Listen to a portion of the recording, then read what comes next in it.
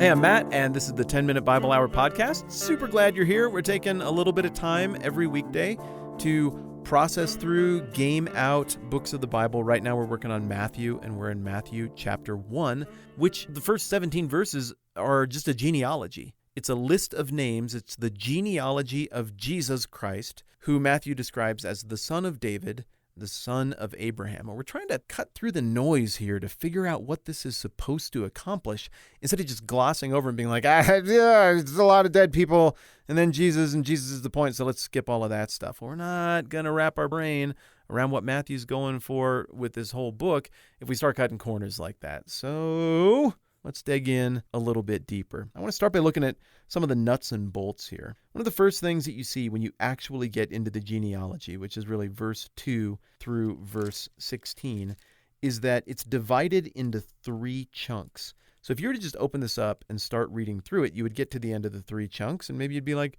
why are there 3 chunks? Why not just have an uninterrupted list? And Matthew speaks to that. So after all of the list of names that ends with Jesus, who is called the Christ in verse 16, verse 17 says, "Thus there were 14 generations in all from Abraham to David, 14 from David to the exile to Babylon, and 14 from the exile to the Christ."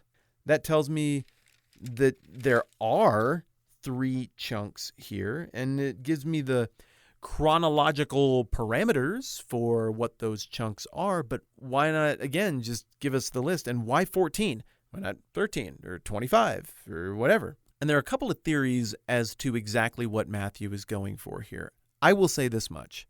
Whatever the accurate read on this is would have been obvious to the original audience, or Matthew would not have done it this way.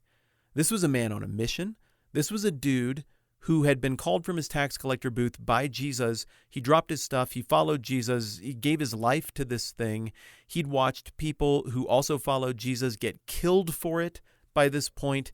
He was all in. He believed that he had watched Jesus walk up to a tomb where a guy had died and just called him out of the tomb and back to life. He believed that he had seen Jesus say to a guy whose arm was all shriveled up and withered and basically gone, that arm should come back, and it just physically came back. Matter out of non-matter in front of tons of witnesses. Matthew believed that Jesus was the completion of the entire story of the world and the Old Testament, and that all hope was in him for the future, and that Jesus went to the cross and died and then came back to life and hung out with him and ate fish and went camping and stuff. Matthew was sold on this, and he was going to dedicate his life, no matter how much it hurt him, to trying to convince people that Jesus was the king and the promised Messiah. My point in all of that, there is no way this guy would have botched the opening chapter or wasted a bunch of time or risked alienating his audience or blowing them off. Whatever the point of these 3 chunks of 14 is, his original audience would have been on the same page and they would have tracked. So theory number 1 is that it's just symmetrical. I mean, the number of God in the Bible is 7, 7 this, 7 that, and double 7, I guess, is 14. And so maybe Matthew saw a pattern and an order to this and was just trying to point his audience toward some kind of providential structure. The second theory that you'll hear floating around as to what's going on here is that the name David was somehow numerologically associated with the number 14. And we know that this was a popular thought process in the period between the Old Testament and the New Testament to somehow assign number values to different Hebrew characters and find meaning and order in numbers. People still grapple with this stuff today and believe that they see codes here, there, or whatever. I'm not really sold on it, but at the same time, I'm not an expert in this, so I just have to take the word of people who are way smarter than me and seem reliable. Apparently, David's name adds up to 14, and everybody apparently knew that. Well, 14, David, 3 chunks of 14, what? As crazy as that sounds to my 21st century brain, it might have moved the needle for the original audience. Maybe Matthew is trying to embed a second layer of meaning, not that we can only access centuries later through the use of computers and analyzing secrets that are hidden in the Bible, but that would have been really, frankly, just upfront, overt, and evident to the original audience. Maybe. But the trick is, the 14s are not as simple as you might like to imagine, because the first batch only adds up to 14 if you count Abraham as his own generation. Abraham was the father of Isaac, Isaac the father of Jacob, Jacob the father of Judah and his brothers, Judah the father of Perez and Zerah, whose mother was Tamar, Perez the father of Hezron, Hezron the father of Ram, Ram the father of Amminadab, Amminadab the father of Nahshon, Nahshon the father of Salmon, Salmon the father of Boaz, whose mother was Rahab, Boaz the father of Obed, whose mother was Ruth, Obed the father of Jesse, and Jesse the father of King David. If you do count David and you do count Abraham, you get to 14 on that one. The second chunk gets a little bit tricky depending on where you start and where you end.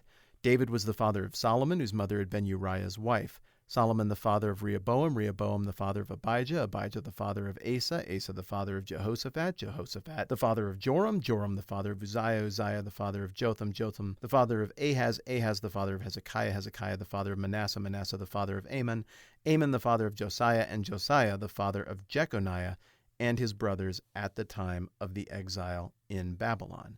If you don't count David in the second chunk and go Solomon to Jeconiah, the final name in that list, you get 14. But the tricky part about that is that you definitely have to count Jeconiah to get to 14 in the final chunk of the genealogy, starting in verse 12. After the exile to Babylon, Jeconiah, who we just mentioned at the end of chunk 2, was the father of Shealtiel, Shealtiel the father of Zerubbabel, Zerubbabel the father of Abiud, Abiud the father of Eliakim, Eliakim the father of Azor, Azor the father of Zadok, Zadok the father of Achim, Achim the father of Eliud, Eliud the father of Eleazar, Eleazar the father of Mathan, Mathan the father of Jacob, and Jacob the father of Joseph, the husband of Mary, of whom was born Jesus, who is called Christ. So, how exactly do we divide it up at the bridges between the two chunks? Because you need all the names in chunk 1 just to get to 14, but you got wiggle room in the second one. Well, maybe verse 17 that describes what we just read gives us a hint. There were 14 generations in all from Abraham to David. Okay, if you count Abraham and David, that gets to 14. 14 from David to the exile in Babylon. Okay, so if you start with Solomon and go to Jeconiah, you get to 14 there. But then it says, and 14 from the exile to the Christ. But you have to count Jeconiah again to make that last chunk work out at 14. So it is possible that what Matthew is doing here, and again, I believe Matthew was capable of counting to 14 accurately every single time he tried it because of his prowess as a tax collector and an accountant. I think what he's doing here is saying that the first and second groups are divided on the character of David. So David only gets counted once, whereas the division between group 2 and group 3 is happening on the exile to Babylon. So the character who was in power on both sides of the exile would be counted on David's side in chunk 2 and on the run-up to Jesus in chunk 3. I am sure there are other proposed solutions to this, but this kind of points me toward where I want to land the plane for the moment before our next conversation where we go and get into the actual names here and what they mean and what was being communicated. What Matthew is doing here is a historical, theological look at this genealogy. And look, I know there are some people who want to subject ancient literature to the standards of how we do history and genealogy and social stuff now. And for them, this is going to be really problematic. And some of those people are going to be critics of Christian faith and the Bible, and some of those people are going to be Christians themselves. Either way, I'm just telling you, this genealogy is not going to pass muster under that kind of scrutiny, nor is it trying to. It's trying to accomplish something different. Again, all the way back to the primary point. Jesus is the Christ. He's the Messiah. He's the King. He ticks all the boxes he needs to, and we'll get into what those boxes are more in a future conversation.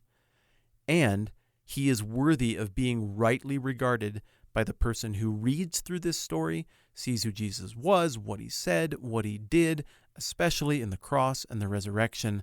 And there's going to be enough there to say this is the completion of what God was doing in his chosen people and in the world in the past. There's enough there for us to throw our weight behind Jesus and acknowledge him as the King of the true kingdom of which we are now a part. If that's a little bit overwhelming, well, it's because it is an enormous claim on our lives and an enormous historical claim.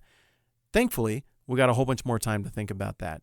We're going to compare the genealogy in Matthew to the genealogy in Luke tomorrow and wrestle through some of those questions. And we're also going to talk tomorrow about why we bother to wrestle through the hard stuff at all. Why am I not just ducking it and avoiding it to make us feel better? I think that's going to be a blast. I like getting into that kind of stuff. I'm Matt. This is the 10 Minute Bible Hour podcast. We're going to wrap it up right there. Look forward to catching you tomorrow.